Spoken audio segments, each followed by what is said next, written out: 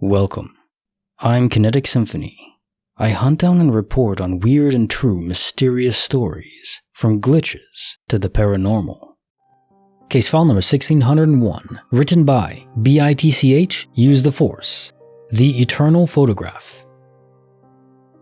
A few years ago, I was taking a walk to a friend's house that lived a street up from me. The purpose of my visit was to take her a photograph that I had recently unearthed in my bedroom. I had the picture with me when I left, but when I got there, it wasn't in my bag, any of my pockets, or anywhere. So I walked home, tracing my own footsteps back in hopes to try and find it. Nothing. I asked my parents if they had found it. They hadn't. I assumed that I must have just dropped it en route and maybe it had blown away or something. We searched the house just to satisfy me because it was really bothering me. We never found it. That night it rained, so I figured even if we ever did find it again, it would probably be ruined. Fast forward about 2 years later, my mom and I are doing a big clean of our upstairs sunroom / my room. Keep in mind that we frequent the sunroom quite often, especially since we keep our luggage and holiday decorations and stuff up there. My mom calls to me from the sunroom and asks me to come over to have a look at something. She says to me, "Isn't that the picture you were supposed to have brought up to Megan?" And there it was, sitting on top of a box as if it had been there the whole time. No water damage, sun damage, tears, anything. Case notes of file 1601, The Eternal Photograph. DOP, ROP, disappearing object phenomena, returning object phenomena, combined, pretty standard stuff in that regard. Why the photograph? We'll never know. I mean, maybe just because our own minds focus on an object, that is where the cue is taken, for it to disappear or for it to be brought back. But it does explain, and it does crystallize the proof that we need that when an object disappears, it is completely out of phase, unless it goes to a new universe, but in some cases they do just disappear. They de-render. So the sunlight, the water, nothing happened to it because it wasn't in the universe anymore. For a good while. Case file number 1602, written by BoatFricker724. Fish and chips with a side of spicy glitches. So I was in high school, or secondary school as we call it here in the UK. In the 90s, we were allowed to leave school for dinner from the local fish and chip shop around the corner. Myself and friends used to do this several times a week, as it beat staying in school for lunch. Anyway, one day I came back to school from buying takeout food, and I was immediately intercepted by Mrs. Palmer, the deputy head. She almost grabs me by the collar. She's so angry at me. I'm taken straight to the head teacher's office, protesting all the way, and trying to eat my chips. It turns out that I, a person who had been off the premises all lunchtime, had been seen by several staff members and students disrupting a lunchtime detention club by jumping at the windows and doors and swearing loudly at everybody inside. This included Mrs. Palmer, who swore that it had been me and nobody else. So I proclaimed my innocence and asked the head teacher to ask my friends where I had been.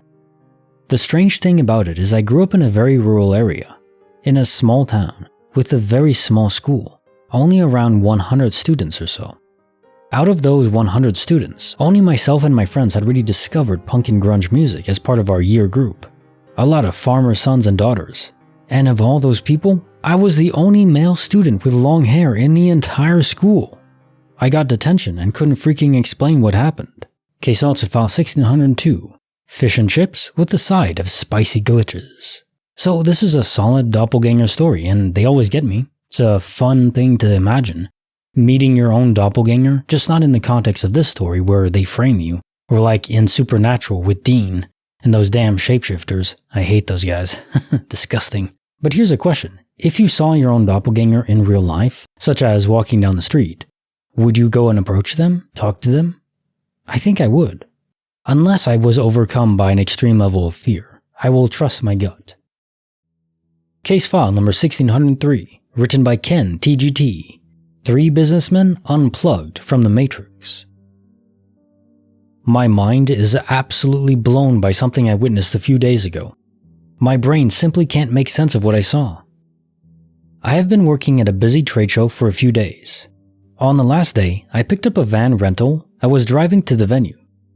Business as usual, and I just finished a call with my boss as I was pulling up to the venue.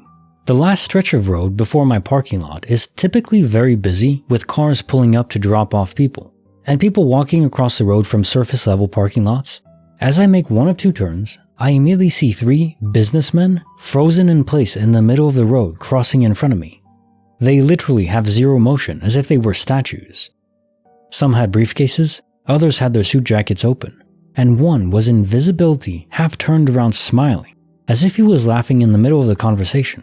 It was windy, yet no jackets moved. Those briefcases were suspended in the air, but never swung on their handles.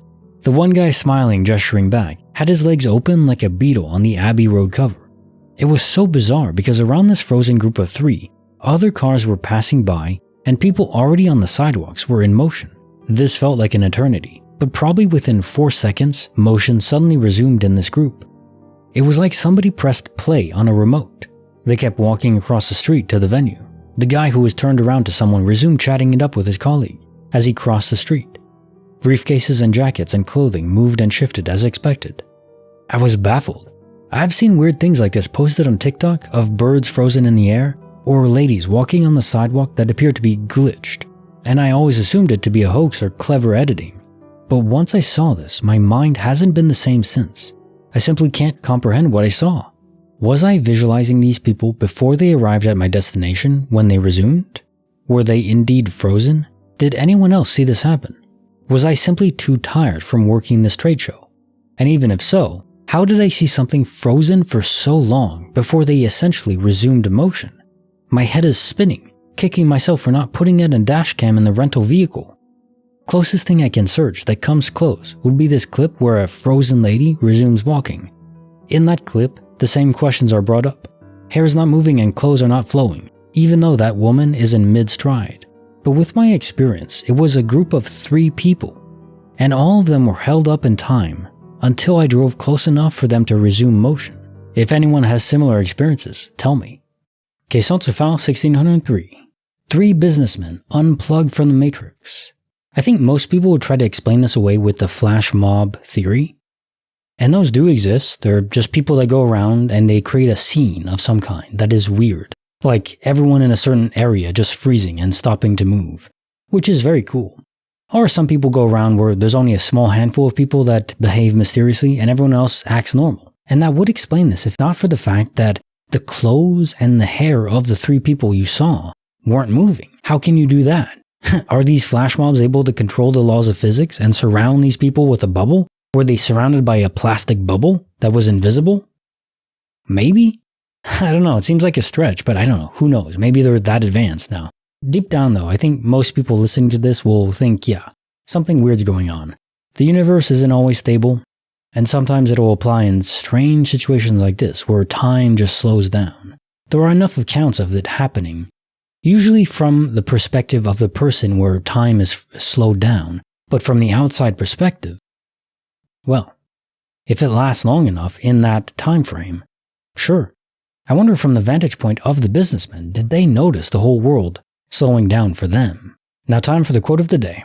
The greatest conflicts are not between 2 people, but between one person and himself.